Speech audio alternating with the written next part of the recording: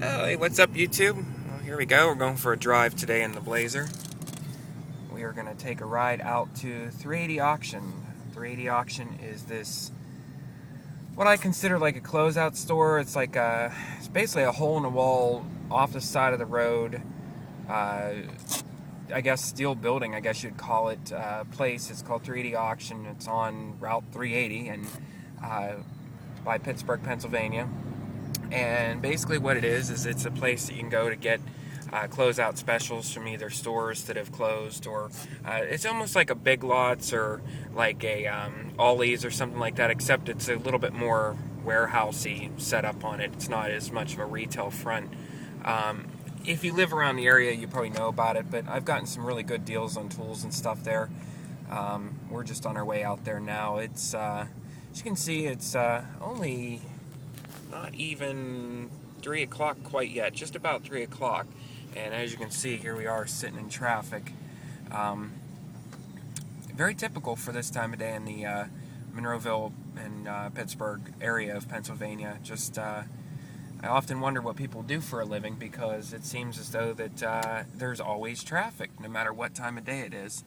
So, yeah. So yeah, we're just taking a drive here in the Blazer. Like I said, I'll try to take some pictures or some short videos of what this place looks like. It's pretty cool. I like it because I've actually found, like I said, quite a few good deals on tools and stuff. They have automotive supplies, and but you have to be careful, because there are some things there that are have a tendency of being not necessarily marked up, but a little bit more expensive than it would be just to go to the store and buy the product. So you have to be kind of smart buyer, pay attention to the prices and know what competitive prices are for that particular tool or product that you're buying. So yeah, we're just going for a drive here.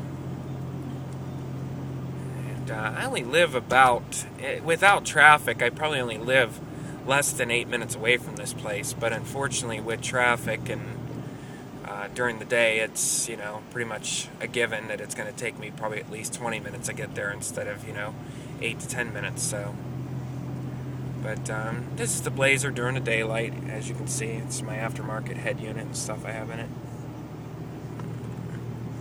Good news is I ordered my fuel gauge, or I should say my sending unit and fuel pump for this. Comes as one unit. Got it on eBay for $129.99 with free shipping. It's an AC Delco. It's got a warranty and everything on it. I feel that was a really good deal, considering the auto parts wanted $385 for it. So hopefully there's nothing wrong with it. It says it's new in box, and a guy has sold at least 9 of them in the past month, and all have positive feedback from the buyers. So we're going to shoot for that.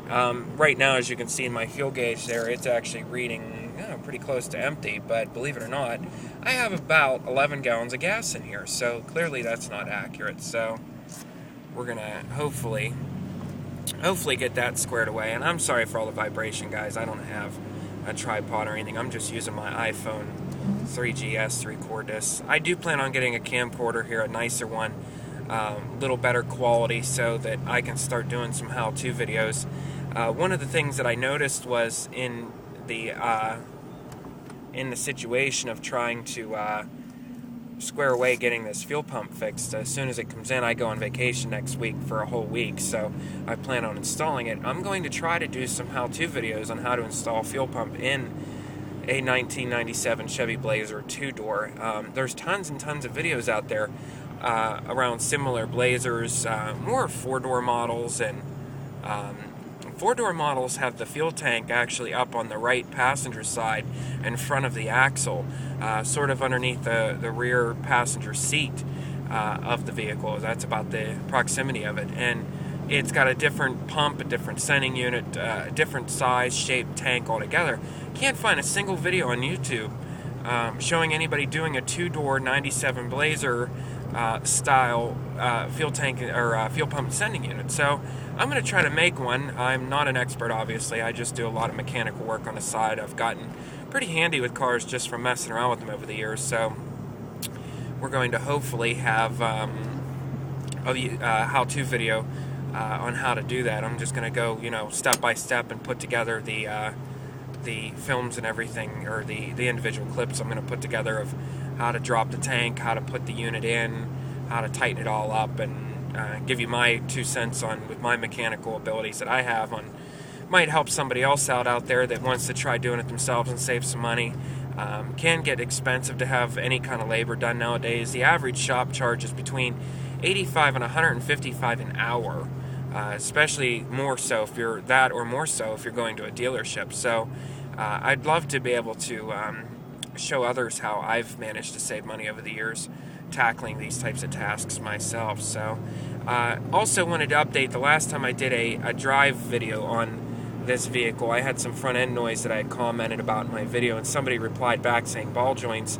I just wanted to say that you're absolutely right. It was the ball joints. The ball joints were actually fairly new. They weren't bad. It's just that they had cheap hardware that they supplied with it. So whenever I went to put the bolts in to hold it into the control arms, the threads kept pulling off of the bolts. They were very low grade. So I went to the Advanced Auto and I picked up some similar size bolts and nuts and some locking washers that would fit it, that were an 8 grade instead of whatever in the heck they supplied with them. They couldn't have been a 2 for the way they were stripping the threads off. I was not over tightening them either. They just snugging them down. So what was happening was the ball joint was actually slipping around on the control arm where it bolts to the control arm.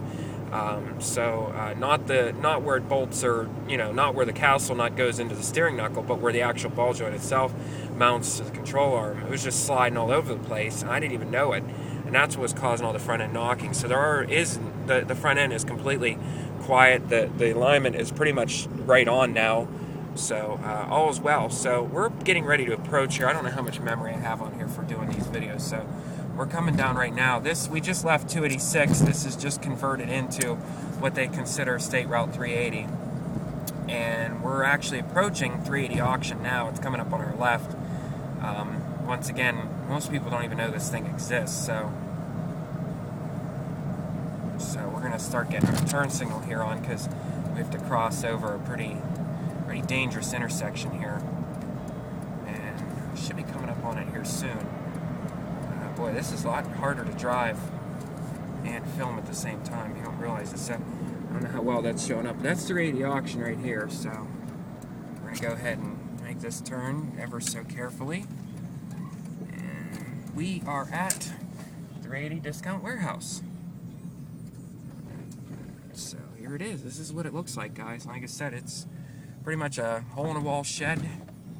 And but you would be amazed on some of the deals you can get here. So we're going to pull off over here and find a parking spot, and hopefully I'll get to take you guys inside here and take some pictures. Alright, I'm going to close this one out for now.